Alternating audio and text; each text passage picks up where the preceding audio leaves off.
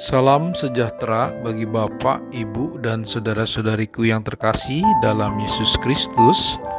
Hari ini saya akan membagikan tentang sekelumit kisah penulisan dan penulis dari kitab Injil dari Perjanjian Baru, yaitu kitab Matius, Markus, Lukas, dan Yohanes. Semoga ini dapat menambah pengetahuan bagi Bapak, Ibu, dan saudara-saudariku terkasih dan semakin mencintai firman Tuhan. Mari kita masuk ke bagian pertama, kitab Matius. Kitab Matius adalah Injil pertama dari 4 Injil dalam Perjanjian Baru.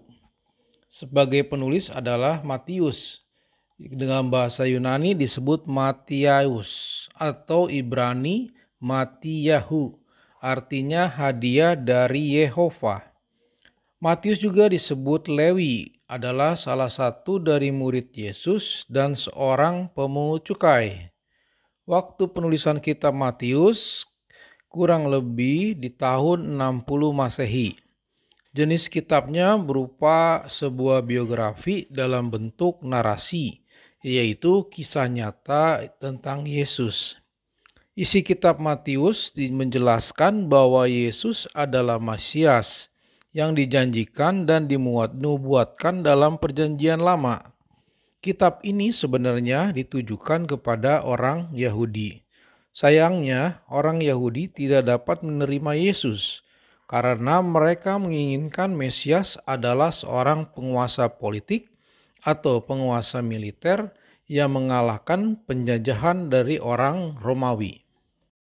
Jadi, sewaktu Matius melihat kehidupan Yesus yang banyak melakukan mukjizat dan mati, lalu bangkit serta kembali ke surga, Matius tidak ragu-ragu mencatat semua hal ini dan meyakini bahwa Yesus adalah Mesias yang dijanjikan Allah Bapa.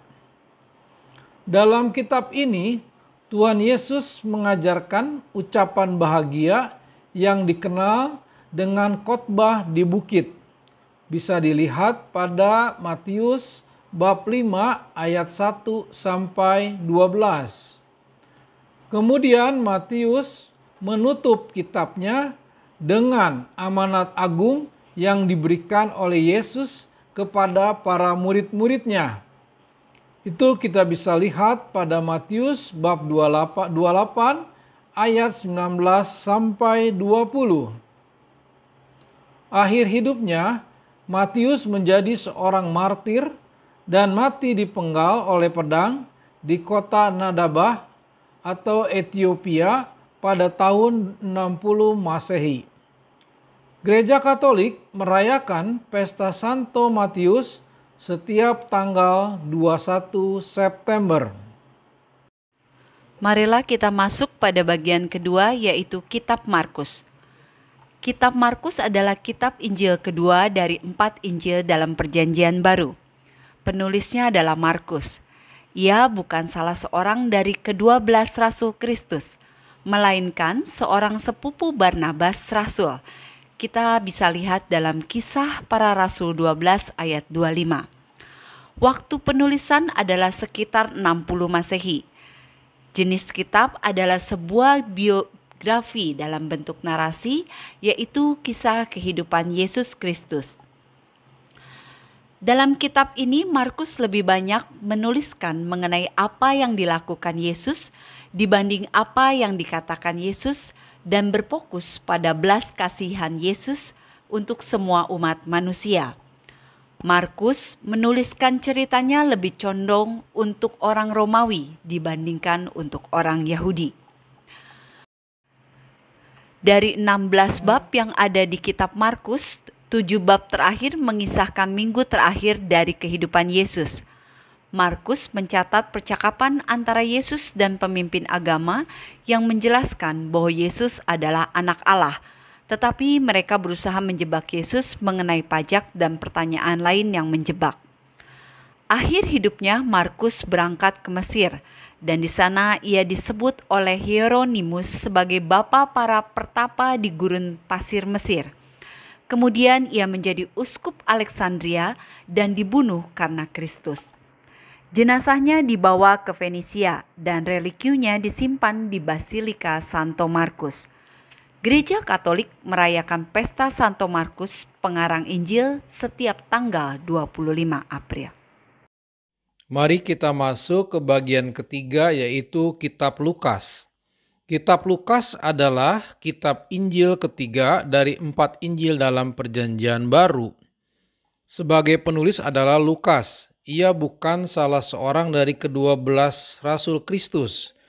Ia seorang tabib atau dokter dan juga menulis kitab Kisah Para Rasul. Waktu penulisan kitab ini kira-kira di tahun 60 Masehi. Jenis kitabnya berupa sebuah biografi dalam bentuk narasi, yaitu kisah nyata kehidupan Yesus. Isi kitab Lukas di mana Lukas meyakinkan temannya seorang Yunani yang bernama Theophilus bahwa Yesus adalah Tuhan, tetapi juga sepenuhnya manusia. Ada banyak kisah sukacita pada Injil Lukas, diantaranya yaitu Zakaria dan Elisabet yang pada masa tuanya akhirnya memperoleh seorang anak yang bernama Yohanes Pembaptis.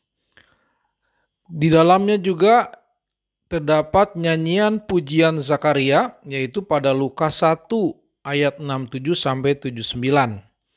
Dan satu lagi peristiwa sukacita di mana Maria mendapatkan kabar gembira dari malaikat Gabriel bahwa ia mengandung Yesus dari Roh Kudus.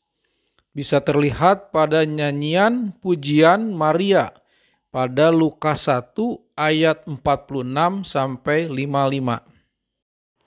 Lukas menulis dari sudut pandang akan keajaiban kemanusiaan Yesus. Lukas memberikan pandangan tentang masa kecil Yesus dan hubungannya dengan orang-orang yang menunjukkan belas kasihan Yesus. Yesus yang dari surga mau turun ke dunia dan menjadi sama hinanya dengan kita ketika dia melayani orang-orang di sekitarnya. Lukas juga mau menunjukkan bahwa Yesus adalah Tuhan yang kematiannya memberi pengampunan atas dosa-dosa yang diperbuat manusia bila manusia mau menerima Yesus sebagai Tuhan dan Juru Selamat dunia. Pada akhir hidupnya, Lukas meninggal dunia pada usia 84 tahun sebagai martir. Gereja Katolik merayakan pesta Santo Lukas setiap tanggal 18 Oktober. Ia dihormati sebagai santo pelindung para dokter dan ahli bedah. Mari kita masuk dalam bagian keempat, yaitu Kitab Yohanes. Kitab Yohanes adalah kitab Injil keempat dari 4 Injil dalam Perjanjian Baru. Penulisnya adalah Yohanes Rasul. Dalam bahasa Yunani disebut juga Loanes, artinya Tuhan adalah pemurah, atau Boanerges, nama yang diberikan Yesus yang memiliki arti anak-anak guru yang berwatak keras dan kasar. Waktu penulisannya adalah kurang lebih 90 Masehi. Yohanes juga menulis kitab Yohanes 1, 2, dan 3 dan juga kitab Wahyu. Jenis kitab adalah sebuah biografi dalam bentuk narasi, yaitu profil atau biodata Yesus. Isi kitab adalah Yohanes menuliskan tanpa ragu-ragu bahwa Yesus adalah firman Allah dan juga Allah, di mana Yesus sudah ada ketika penciptaan dunia. Yohanes satu-satunya Injil yang mengisahkan Yesus pertama kali membuat mukjizat di perkawinan di Kana yang mengubah air menjadi anggur. Dapat dilihat dalam kitab Yohanes 1 ayat 1 sampai dengan 11. Yohanes juga satu-satunya rasul yang berdiri di kaki salib. Yesus yang sedang menghadapi ajal menyerahkan pemeliharaan bundanya kepada murid yang dikasihinya ini. Sambil memandang Bunda Maria, ia berkata, "Inilah ibumu." Dapat dilihat juga dalam Yohanes 19 ayat 27. Yohanes diasingkan ke Pulau Patmos karena tidak mati saat dijatuhi hukuman mati. yaitu dengan digoreng di minyak panas di Roma. Dalam pembuangannya di Pulau Patmos, Yohanes menerima penglihatan dari Yesus tentang kondisi dunia di akhir zaman dan kehidupan di surga. Dipercaya bahwa setelah ia tua, ia dibebaskan dan kembali ke Turki dan menjadi uskup Efesus, lalu meninggal dunia di usia 98 tahun dan menjadi satu-satunya murid Yesus yang meninggal dengan damai karena usia tua. Gereja Katolik merayakan Pesta Santo Yohanes setiap tanggal 27 Desember. Demikianlah Bapak, Ibu, dan saudara-saudariku yang terkasih, video saya hari ini. Semoga bermanfaat dan kita semakin mencintai firman Tuhan. Tuhan Yesus memberkati. Amin.